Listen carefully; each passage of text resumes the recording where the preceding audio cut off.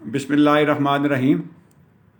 इस वक्त हम अपने मोहतरम प्रोफेसर डॉक्टर रियाजुल हक सिद्दीकी, साबिक सदर शोबा physiology and pharmacology, ज़राई university Faisalabad के पास मौजूद हैं। प्रोफेसर साहब हमारे मेंटोर भी हैं, हमारे उस्ताद भी रहे हैं, और इसके अलावा हमारी इल्मी, फ़िक्री, समाजी तरबियत में इनका बहुत बड़ा हाथ है।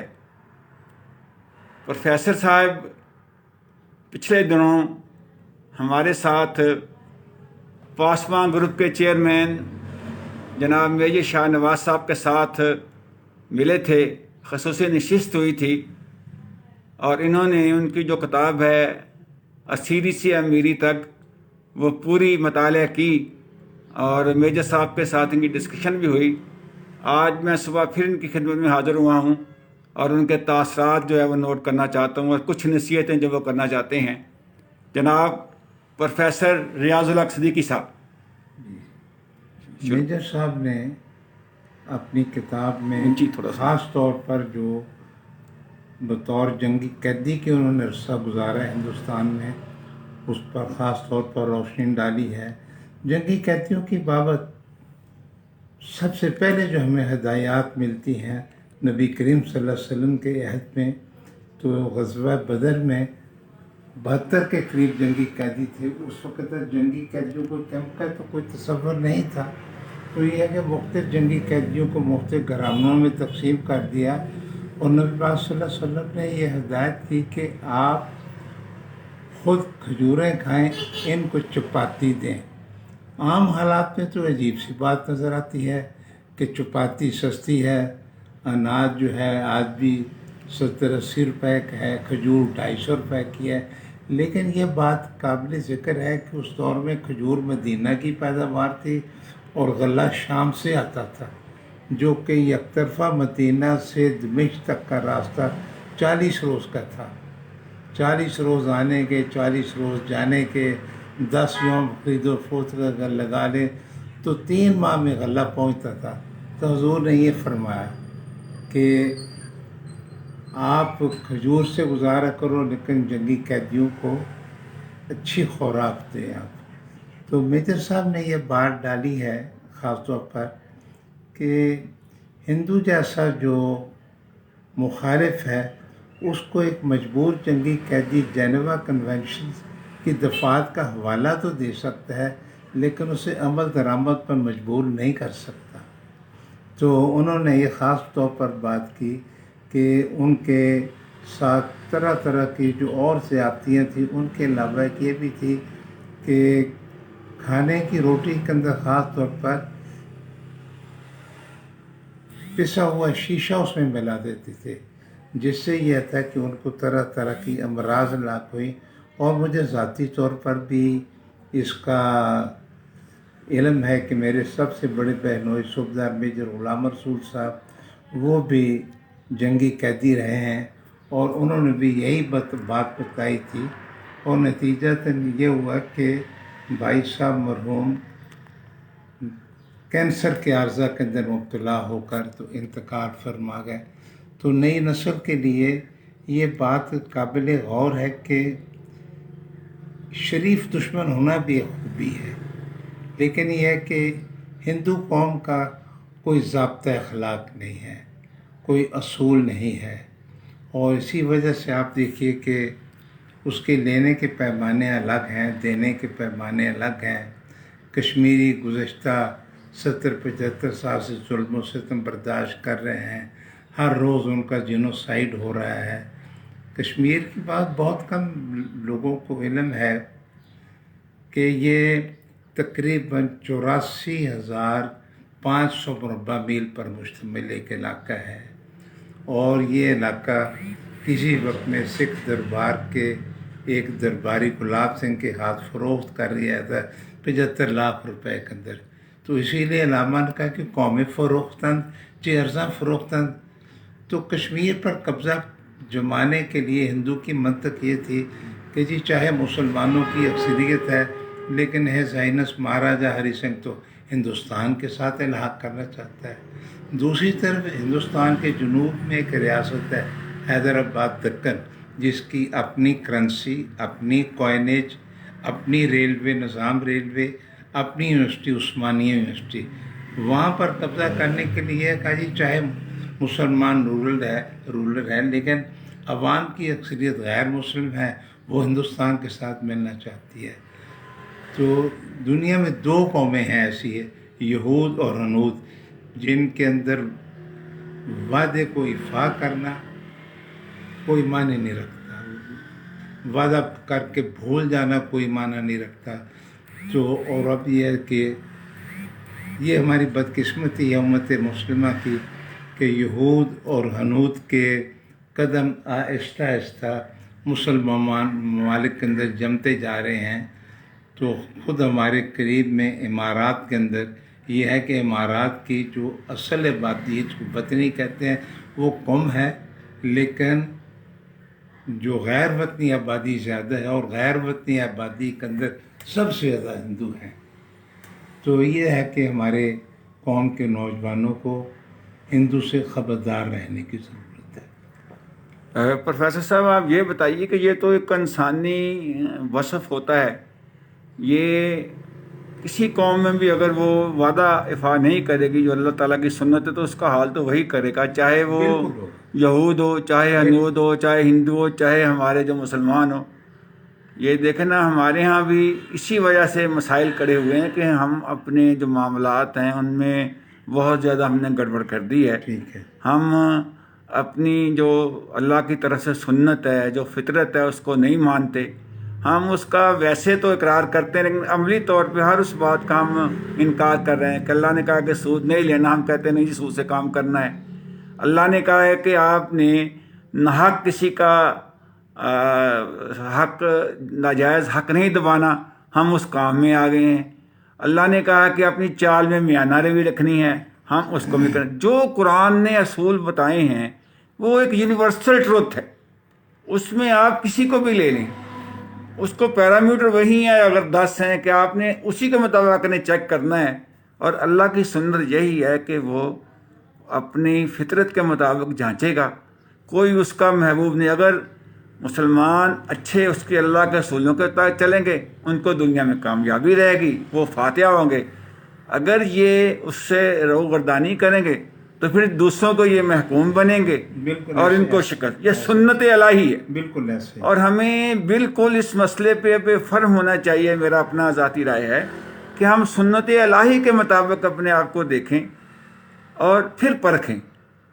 اگر ہم اس کو پورا نہیں کرتے تو یہ ہمارے سارے سسٹم جو ہے نا جی یہ بالکل فیل ہو جائیں گے. اور ہم ہر وقت جو اسی طرح دنیا میں بھی جو اللہ تعالیٰ کہتا ہے نا جی کہ اس کو ذلیل و خوار ہے، ہم اس کے دھولوں کی حکومت دولی کر رہے ہیں، ہم ذلیل و خوار ہو رہے ہیں. جو لوگ، جو قومیں قانون فطرت کو اپنا رہی ہیں وہ آگے جا رہی ہیں. وہ مسلمان ہیں، یہودی ہیں، عیسائی ہیں، چوڑے ہیں، چمارے ہیں، جو اللہ کے اصولوں کی پابندی کرتے ہیں ان کو ترقی ہوتی ہے دنیا میں. اور اللہ تعالیٰ نے اپنا نظام عدل قائم کر رکھا ہے کہ جو اس کی زمین پر عدل قائم کرے گا اس کو حکومت دے گا. یہی ایک بنیادی شرط ہے. اس بارے میں کچھ بتائیں انالیسز کر کے کہ ہم اس جو معاملے سے کیسے نکلیں. ہم تو اس معاملے سے نکل ہی نہیں رہے. ہم تو کہتے ہیں چونکہ ہم نیگرے دیش، ہم چونکہ مسلمانوں کے گھر پیدا ہو گئے ہیں، بس یہ جب بھی کوئی بات آتی ہے تو ہم اس میں یہی کہتے ہیں کہ دیکھو جی وہ کیڑے پہ گئے، انہیں سازشیں کرتی ہیں. ہم اپنے نہیں دیکھ رہے ساری چیز. اس بارے میں کچھ کریں کہ اپنے کردار کو کیسے ٹھیک کریں، قوم نوجوان کیسے کریں، قوم کیسے کرے، اس کے لیے کیا اصول ہیں؟ شوق صاحب آپ نے بڑی عمدہ بات کہی ہے.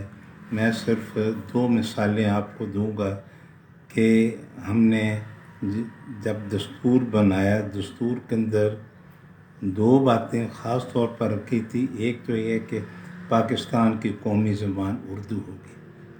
خواب 56 کا دستور دیکھ لیں، 62 کا دیکھ لیں، 73 کا دیکھ لیں. دستور کے اندر یہ لکھا ہوا ہے کہ یہ 5 سال تک کا عرصہ ہے لگے گا کہ قومی زبان کو اس قابل بنایا جائے کہ وہ لکھت پڑھت کے اندر آئے. لیکن اس پر سپریم کورٹ نے فیصلے بھی دی ہیں.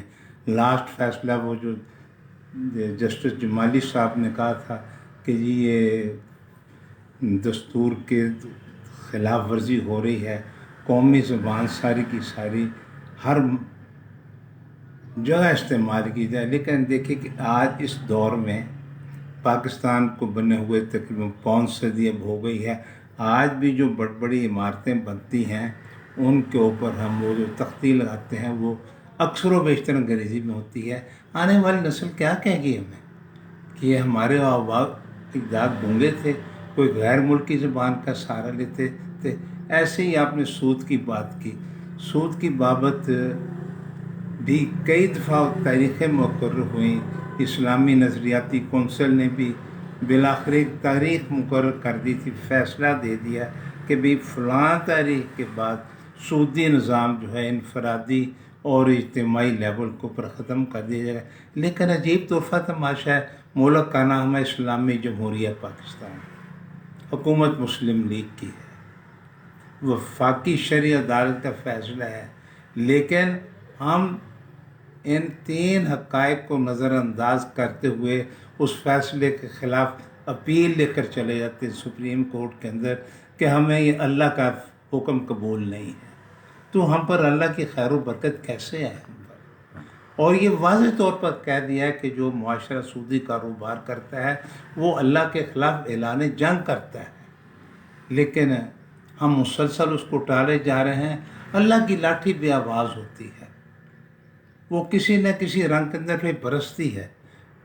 کچھ ایسے لوگ ہوئے ہیں، میں نام نہیں لیتا ان کا، کہ ان کو اللہ تعالیٰ نے جھولی بھر کر نواز دیا سیٹوں کے ساتھ، 3/4 سیٹیں ان کو مل گئیں، وہ جو چاہتے کر سکتے تھے دستور کے نفاذ کے، لیکن انہوں نے نہیں کیا اس کو۔ تو اب یہ ہے کہ وہ اللہ میں خود تو آ کر لاٹھی نہیں برساتا، وہ حالات ایسے پیدا کرتا ہے کہ وہ آج وطن کی سرزمین ان کے اوپر تنگ ہو گئی ہے۔ ایسے لوگ گزرے ہیں کہ جن کو وہ لوگ مرد حق مرد مومن بھی بولتے تھے، 11 سال کا عرصہ بھی اللہ تعالیٰ نے ان کو دیا، انہوں نے زبانی جمع خرچ کے علاوہ کچھ نہیں کیا۔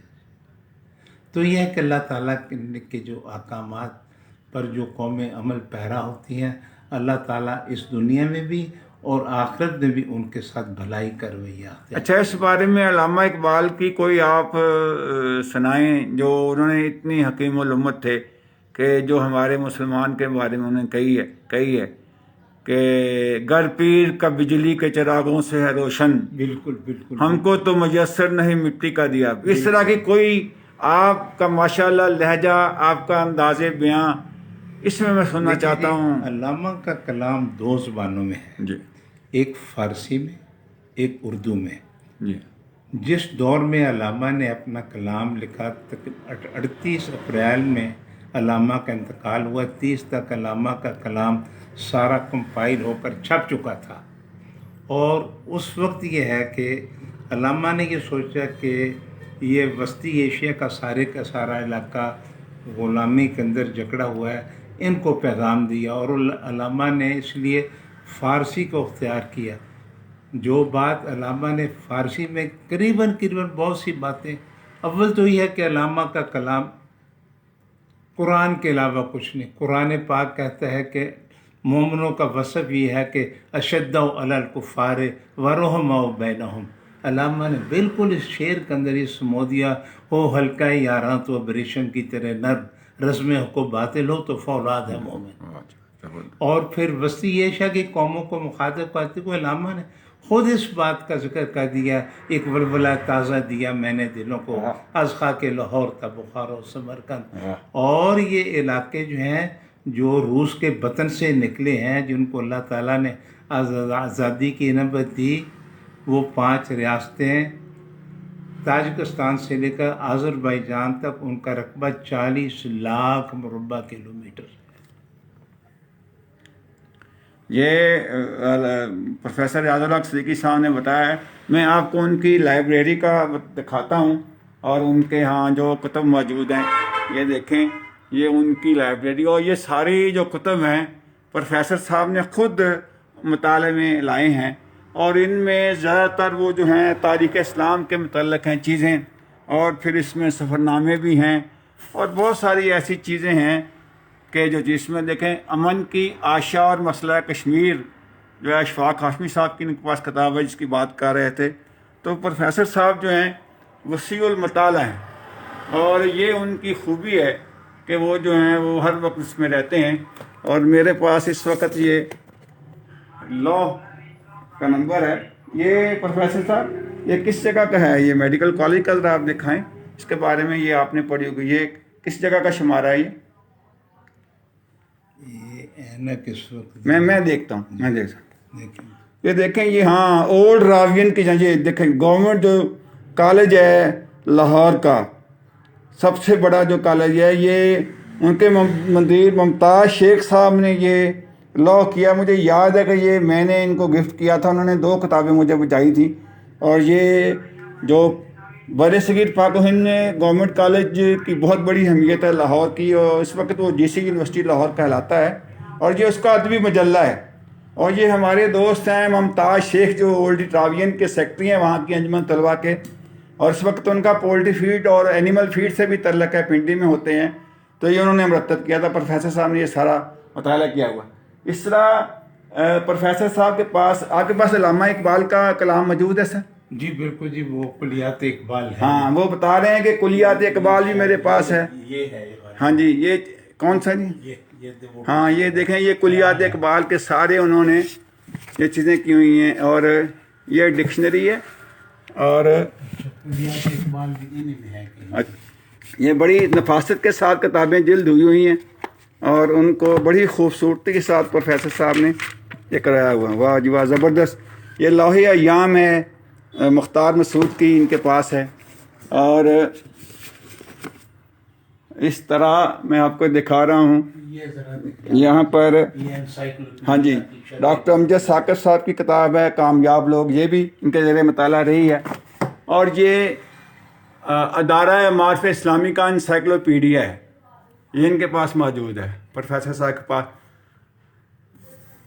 اور یہ مولانا عبدالرحیم مشرف صاحب کی جو حیات خدمات کے متعلق بھی کتاب جو ہے وہ پروفیسر صاحب کی لائبریری میں موجود ہے.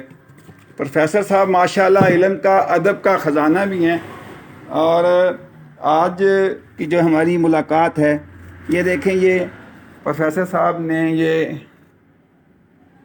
ڈاکٹر ان دا ہاؤس یہ مہاتر محمد کی جو خان عمری ہے یہ بھی پروفیسر صاحب کے زیر مطالعہ رہی ہے. خود نوشت آٹو بایوگرافی.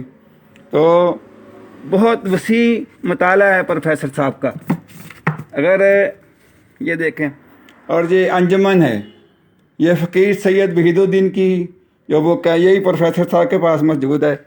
اور میں سمجھتا ہوں کہ ان کے ساتھ اس طرح کی ایک جو اچھی اور نشست کی جا سکتی ہے جس سے ہمیں جو چیزیں ملیں گے. اور یہ کتاب ہے تاج محل سے 0 پوائنٹ. یہ کتاب جو ہے یہ تاج محل سے 0 پوائنٹ ہے. یہ بھی چودھری محمد ابراہیم صاحب کی کتاب ہے. چودھری ابراہیم صاحب جی ہمارے ایگریکلچر والے تھے. وہ گئے تھے جی کچھ سیٹ کانفرنس ہوئی. ہاں جی وہ بتا رہے ہیں کہ سیٹ کانفرنس میں گئے تھے تو وہاں آ کے انہوں نے کی. مجھے چودھری ابراہیم صاحب کا یہ پہلو معلوم نہیں تھا. ماشاءاللہ چودھری صاحب کو مبارک ہو. یہ آج آنے کا یہ فائدہ ہوا ہے کہ ایسی ایسی چیزیں مل رہی ہیں علم کا خزانہ جن کو دیکھ کے طبیعت خوش ہو گئی ہے. اور یہ دیکھیں یہ لارنس ان عربیہ یہ دیکھیں یہ تاریخی کتاب ہے جو اس کے بارے میں انگریزی میں ہے. یہی پروفیسر صاحب کی لائبریری میں ہے. تو میں سمجھتا ہوں کہ یہ علم کا خزانہ ہے اور اس علم کے خزانے سے ہمیں سیراب ہونا چاہیے اور دیکھنا چاہیے کہ وقتاً فوقتاً آ کے یہاں ان کے ساتھ نشست کریں. یہ ڈاکٹر امجد ثاقب کی کتاب اخوت کا سفر ان کی لائبریری میں ہے. اور اپنا بہت ساری چیزیں ان کے جہاں ہیں اور میں دیکھ کے خوش ہوا ہوں. تو میں پروفیسر صاحب سے آج رہتا یہ کتاب پڑھنے کے لیے بھی لے کے جاؤں گا تاکہ ہمیں بھی رہے آسانی کریں. یہ قرآن مجید کا یہ سر کون سی کتاب ہے؟ یہ کوئی دعائیں ہیں جو کہ کربلا کی زیارت کو جاتے ہیں وہ پڑھتے ہیں۔ یہ دیکھیں، یہ زبردست پروفیسر صاحب نے کتاب دکھائی ہے. یہ وہ دعائیں ہیں جو لوگ کربلا کی زیارت کو جاتے ہیں اور پھر وہ اس کو پڑھتے ہیں. اور کھلے ذہن کے ساتھ ہر چیز پڑھیں. ہاں، پروفیسر صاحب بتا رہے ہیں کہ میں ہر چیز کو کھلے ذہن کے ساتھ مطالعہ کرتا ہوں. یہ ریاض احمد پرواز کا بفیض کلام غالب. ریاض احمد پرواز فیصل آباد کے مشہور صحافی ہیں اور ماشاءاللہ ان کی کئی کتب آ چکی ہیں. اور یہ پروفیسر صاحب کی آپ تصویر دیکھیں جو یونیورسٹی کے زمانے کی ہے اور اس میں بیٹھے ہوئے ہیں اپنے اساتذہ کے ساتھ. اور ایک کتاب مجھے اور نظر آئی ہے، صحیفہ کربلا. یہ پروفیسر صاحب کے ذریعے مطلب یہ ترجمہ اردو ہے اور اس میں نثار احمد زین پوری، حجت الاسلام مسلمین علی نظر منفرد. یہ ایران کے کوئی مصنف ہے سر؟ ہاں جی، ایرانی مصنف. یہ ایرانی مصنف کی جو کتاب ہے صحیفہ کربلا، یہ پروفیسر صاحب کے ذریعے مطالعہ رہی ہے. اور آپ یہ دیکھیں نا کہ ایسی چیزیں جو ہیں، ایسے اہل علم لوگ جو ہیں وہ آہستہ آہستہ جو ہیں وہ کنارہ کشی کرتے جا رہے ہیں. اور میں سمجھتا ہوں ان کا وجود جو ہمارے لیے دم غنیمت ہے. یہ دیکھیں، یہ کتاب ہے. یہ کیا چیز ہے جی پروفیسر صاحب؟ یہ بڑے اچھے طریقے سے نیوز اینڈ ویوز کی بھی مشہوری کر دی ہے پروفیسر صاحب نے اس کو کر کے. یہ کیا جی ڈکشنری ہے جی؟ جی یہ پروفیسر صاحب بتا رہے ہیں یہ کون؟ جی اردو دارہ معارف اسلامیہ پنجاب یونیورسٹی نے 28 جلدوں میں چھاپی ہے. اور اس کے اوپر اس کے جو ایڈیٹر ہیں ڈاکٹر سید عبداللہ، ان کے دستخط ہیں. یہ دیکھیں، یہ ڈاکٹر سید عبداللہ جو پنجاب یونیورسٹی کے نامور اہل علم تھے، استاد تھے، استاد الاساتذہ سے. یہ ان کا ہے اور یہ 28 جلدوں میں چھاپا ہے. یہ پروفیسر صاحب موجود ہے اس وقت. میری نظر میں پروفیسر صاحب ہمارے اسلاف کی ایک یادگار ہیں. اور علم اگر کسی نے حاصل کرنا ہے صحیح تو پروفیسر صاحب کے ساتھ نشست کرے، ان سے گفتگو کرے تو اس کو پتہ چلے گا کہ علم کیا ہے. تو میں جو ہے اپنا آپ کو تھوڑا سا ان کے ڈرائنگ روم میں اور بھی دکھاتا ہوں. یہ ان کی آپ تصویر دیکھیں، ایک یونیورسٹی کی ہے، یہاں فیکلٹی کی ہے، میں اپنا بیٹھے ہوئے ہیں، یہ ان کی ہے. تو چلتے چلتے لارنس عربیہ کی بابت اگر میں عرض کر دوں کچھ. یہ پروفیسر صاحب کہتے ہیں کہ میں لارنس عربیہ کی کے بابت آپ کو کچھ بتانا چاہوں گا. بتائیے گا جی. میں ذرا وہ کتاب جو ہے وہ پہلے ہاتھ میں پکڑنا ہوں، لارنس عربیہ. آپ اس کو پکڑ کے بیان کریں تاکہ تھوڑا سا یہ چلیں. ہاں بولے. ایک شخص ہوا ہے T Lawrence, Thomas Edward Lawrence. یہ آکسفورڈ کا گریجویٹ تھا. اس کو انگلینڈ سے بھیجا گیا کہ وہ سلطنت عثمانیہ کی تباہی کے اسباب پیدا کرے. اس نے تقریباً 10 سال عربیہ میں گزارے اور اس حد تک اس نے عربوں کا لباس، رنگ، روپ، لب و لہجہ اختیار کر لیا. تو پھر اس نے سلطنت عثمانیہ کے خلاف سازشوں کا اس نے آغاز کیا. تو جو ان کی طرف سے وائسرائے مقرر تھا حسین بن علی، اس سے کہا کہ بڑے دکھ کی بات ہے، تم لوگ آل ابراہیم ہو، آل اسماعیل ہو، آل بنو ہاشم ہو، اور یہ وسطی ایشیا کے گڈریے تم پر حکومت کر رہے ہیں. ان کا بات تو تم ٹھیک کہتے ہو، لیکن ہم بے بس ہوں گے. نہیں، بے بس نہیں ہو. ہم برطانوی فوج جدہ کے ساحل پر اتار دیں گے، رابط کے ساحل کے اوپر اتار دیں گے. وہ آپ کی زر و جواہر کے ساتھ امداد کریں گے، آپ کو گولہ بارود دیں گے. اور عالم اسلام کی ایک مایہ ناز ریلوے لائن تھی دمشق سے مدینہ منورہ تک، جو تجارتی اور زیارتی اور عسکری نقطہ نگاہ سے اہم تھی. بدوؤں کو گولڈ بھی دیا، گن بھی دی اس نے، بارود بھی دیا اس نے، اور ایک مقررہ تاریخ پر ان کو کہہ دیا کہ اس تاریخ کو اسٹیشنوں کو اڑا دینا ہے. تو وہ ریلوے لائن پوری مدینہ سے دمشق تک 1916 کے اندر تقریباً تباہ ہوئی ہے. تو اس ریلوے لائن کی تباہی کا نتیجہ یہ نکلا کہ ترک ری انفورس نہیں کر سکے ان علاقوں کو، ترکوں کو ہتھیار ڈالنا پڑے. नतीजतन ये हुआ कि अरबों को जो चकमा दिया गया था कि हम तुम्हें इस इलाके का वाहिद हुक्मरान मान लेंगे, वो तो पूरा ना हुआ। अलबत्ते ये काबिज हो गए और अपने ज़ेर कब्ज़ा इलाकों के अंदर दुनिया भर के यहूदियों को इकट्ठा किया, उनको असला दिया, साजो सामान दिया, यहूदियों ने कत्लेआम किया मुसलमानों का। और आज वो फ़लस्तीन जहाँ मुसलमान कभी 95% होते थे, आज वो सवाए वो गज़ा के इलाके के अंदर थोड़ी सी मजबूर, महकूर और महसूर कौम है जो कि ज़िंदगी के दिन अपने गुजार रही है। और नतीजा ये है कि इसराइल जो है वो अरबों के कमर कंधे खंजर की तरह बैठा हुआ है और अरबों के सद तक मजबूर किया जा रहा है कि वो आहिस्ता आहिस्ता मराकश से लेकर यूएई तक अब अरबों ने उसको तस्लीम करना शुरू कर दिया। बहुत शुक्रिया प्रोफेसर रियाजुल हक सिद्दीकी साहब, आपके साथ आज की हमारी नशिस्त नहायत ही मुफीद और नहायत ही कामयाब रही। और मैं आपको बताता हूँ कि यहाँ बहुत सारे आपके शागिर्द जो हैं उसको देख रहे हैं, उस पर वो लिख भी रहे हैं। और वो उस पर उन्होंने एक ने कहा है, तारक मिर्ज़ा साहब रावलपिंडी से, highly precious discussion with professor साहब। तो ये चीज़ें ऐसी हैं, देखें टेक्नोलॉजी की बदौलत हमें फ़ायदा मिलता है। और मैं इंशाल्लाह किसी दिन कोशिश करूँगा कि आप अपने यहाँ स्टडी रूम में बैठें और किताबें जो हैं, आप अकेली अकेली किताब आप उसके बारे में एक एक मिनट का बताएं कि क्या है। ये एक बड़ा इल्म होगा और माशाअल्लाह के साथ इंटरेक्शन होगा। तो आपका सर बहुत बहुत शुक्रिया, हम आपके मशकूर हैं कि आपने ये हमें वक्त दिया है। एक आखिरी बात गुजारिश करना चाहता हूँ। मैंने पाकिस्तान बनते हुए देखा है 10 साल की उम्र के अंदर अपने वालिद की उंगली पकड़कर होशियारपुर से जलंधर, जलंधर से लाहौर वाल्टन कैंप तक, मैं वो कैंपों में भी रहा हूँ, तो हिंदू और सिख के मज़ालिम को अपनी आँखों से देखा है। और मेरी उम्र इस वक्त 85 साल से ज़्यादा है।